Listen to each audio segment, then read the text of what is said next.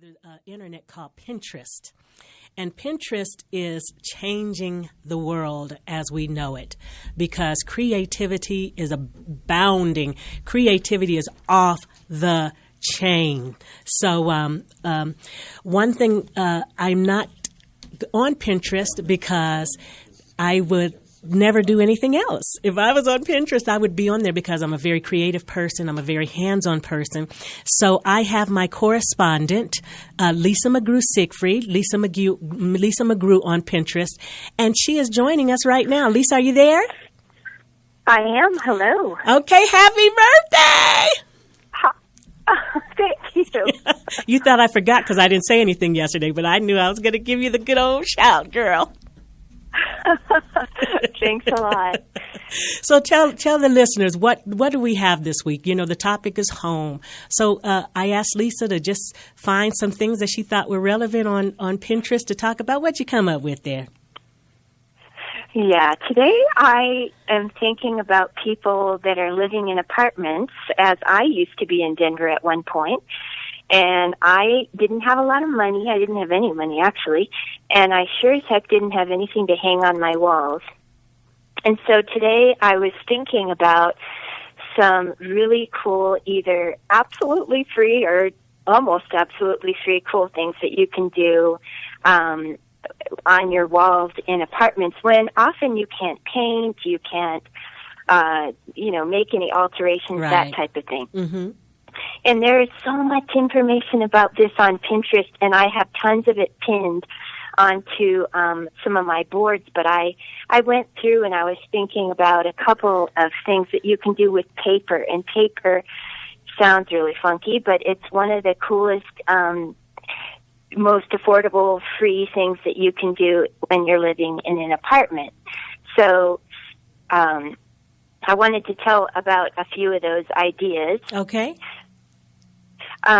So one of the things, for example, is let's say that most people have some leftover tissue paper from wrapping you mean gifts, or you might wrapping have some tissue paper. Hello. Yeah, wrapping tissue paper. Okay. Exactly. So you can make, like, for example, just with wrapping tissue paper, there's really cool little wreaths that you can make to hang on your wall. So let's say you had some leftover crepe paper from a former party. One of the things I've seen on Pinterest that looks so cool is you take crepe paper and you kind of make wallpaper, striped wallpaper with just crepe paper taped up. You could tape it onto a piece of cardboard first if you wanted. Another one that I saw on Pinterest, and these are all pinned on my board if you want to check these out, is people take, like, I hate throwing away tin cans. Well, what can you do with them? Well, you can take old pieces of wallpaper or other kinds of colorful paper and wrap them around your tin cans and, like, use them to store your, say, your cotton balls or your Q-tips or pins on your desk, pins, different things like that. Just stuff like that. Yeah, and it looks really cool and really cute. Well, I love these ideas because these are definitely some no-cost ideas right here. And, the thing is, look around your place of home. Are your walls bare? These are the things. I think accessories are the things that make a house feel like a home. You can have things on there, but when you start putting those accessories, the pictures, the little doodads, you know what I mean? The, plants, when you start putting the accessories in, that's when the home starts taking on a real homey feel. So I love these ideas. And again, as Lisa said, you can find these things on her page on Pinterest at Lisa McGrew, which is McGrew, or you can go to Bargain Queen Cheryl Renee, because Lisa's handling my page for me. Thank you so much for that. I'm just so happy. What else did you come up with, You're Lisa? welcome. What else did you come up with? Well, one of my favorite ones is that's so cool, and I started to do this, is I saw a lot of ideas on this on Pinterest, and it's like, all those really cool, colorful paint chips at the Home Depot and Lowe's and all of the stores that sell paint. That's and you right. can go in there and absolutely free Swatches. get all of those paint Yes. chips, yes.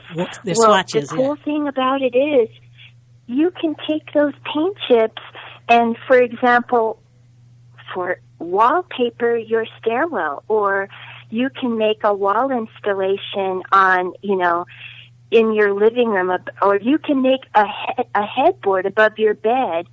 And you're like, well, gosh, I'm not very creative. How do I do that? Well, go on Pinterest, and there's so many cool examples of neat ways to make it look so utterly artistic and funky and cool and colorful. And you can pick your paint chips because maybe they match some pillows on your sofa, or maybe you want to get the colors that match your bedspread. So you can do it any way you want, but oh my God, there's so many cool things to do with free paint chips.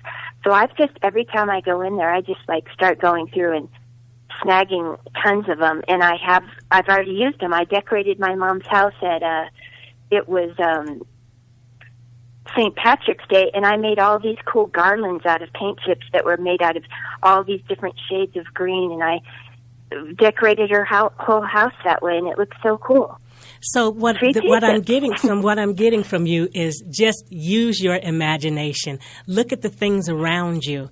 As an interior redesigner, what I do is I go into someone's home and I look at what they have there with new eyes, with fresh eyes, and put them together in a way that you might not have think. So what we want you to do here is just open your mind to the things that are around you, and free things. This is a no cost segment, and also just wanted to mention that Craigslist has a free section where people are basically just trying to get rid of things, and that you can go there. And then what was the other one we were talking about last night? Another free cycle? Yeah, well, yes, I now, I love Craigslist for buying and selling and for their free stuff, but there's another website called Free Cycle, and that's only about, say there's something you want, you can put it on Free Cycle saying, I want some